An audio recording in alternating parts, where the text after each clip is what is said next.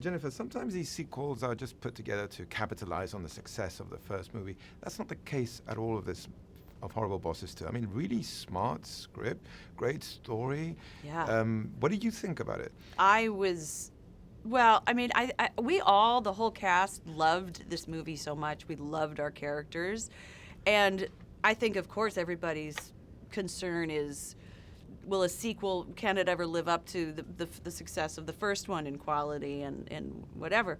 And it really did stay right there with it, if not maybe even scooched past it in terms of how funny it is. Because we're just so thrilled. We were so thrilled. And of course, we just had, such a great time being these outrageous, funny, silly people. What did you think of the script when you first read it? The same thing. You just can't believe that this is happening. But I loved it, and everybody worked on it, and everybody, the boys did an amazing job, as usual. And the script was just it's one of those things that you go, this is just going to be as funny as the first one, and I can't wait. And is it true that not only were you not scared of going a bit further, but you were like, no, please, game on. I'm going to go as far as I have to. Oh, if you're already going there, you may as well just go all the way. You can't sort of.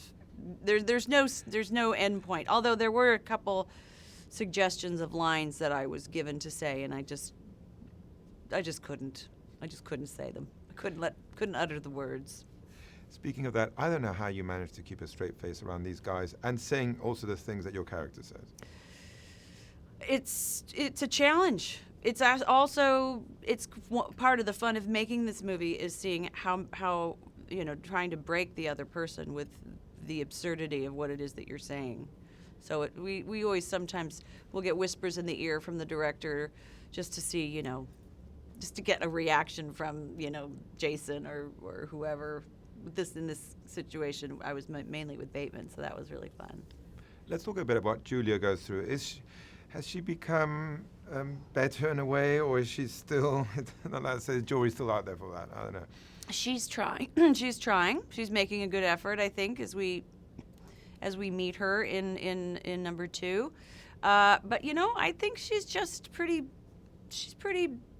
much who Dr. Julia is. I think she enjoys that. Well, she's also found a way to incorporate her addiction into the help. She's not well. What was it like to get back together with Jason Sudeikis, with Charlie Day, with Jason Bateman? They're just like a big old family at this point. I mean, between the movies that Sudeikis and I have done together, and Jason Bateman and I have done together, and Charlie now twice, it's just like family, and we have so much fun. We just laugh and enjoy each other. And I think when you have that kind of familiarity and connection and relationship, you really do feed off of each other's talent, and it just kind of becomes this great volley. Especially those 3 boys. I mean, they're so spectacular and 3 stooges of our time, and they just kill me.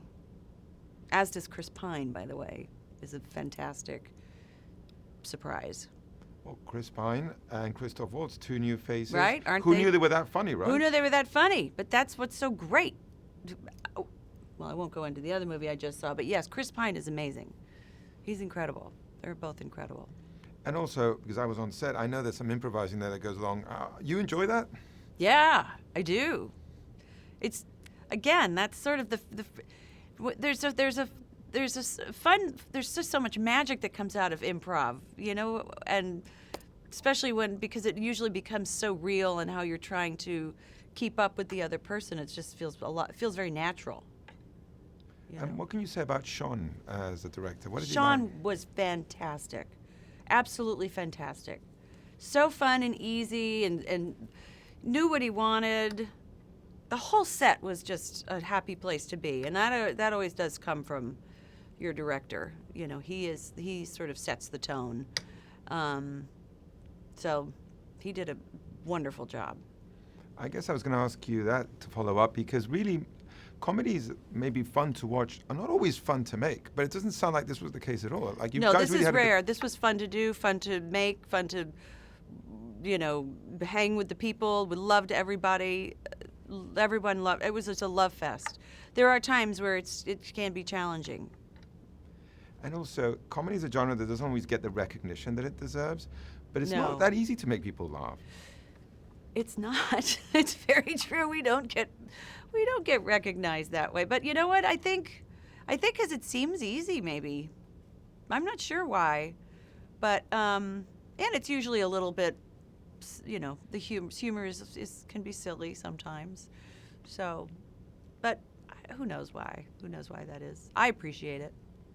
Chemistry is important, which is something that you don't really know if you have or not until it's happening. These three guys really do have something special, right? Oh no, that you cannot. That does not happen. That's sort of something that is either there or it's not there. And the three of them had it even when they didn't really know each other. So that is just pure, beautiful chemistry. Can't manufacture that. And also, it seems like you enjoy doing completely different roles, even if it requires you change your hair or whatever. I mean, you really like to do completely different. Is that like a point for you? Like, I'm going to do something really completely different now. Well, I think you always want to. It's just it's just a matter of when given the opportunity to do it, But I love that. I mean, that's sort of. I mean, I started in sketch comedy, so I've always sort of loved putting on silly wigs and prosthetics and doing different things, and so I have no fear of that. I think it's really fun. Just to wrap it up, it's funny because the horrible bosses, in a way, in this movie, are these guys that are not just horrible, they're just really not good as bosses. They're just not the brightest. They're not the brightest guys, which makes their efforts that much more entertaining, to be honest, because they really are not that bright. But boy, are they lovable. Have you ever had a horrible boss? I haven't. I really haven't had a horrible boss. I haven't. I've had really great bosses, actually. I've had horrible teachers, but that's it. Thank you so much. But Jen. who hasn't, right?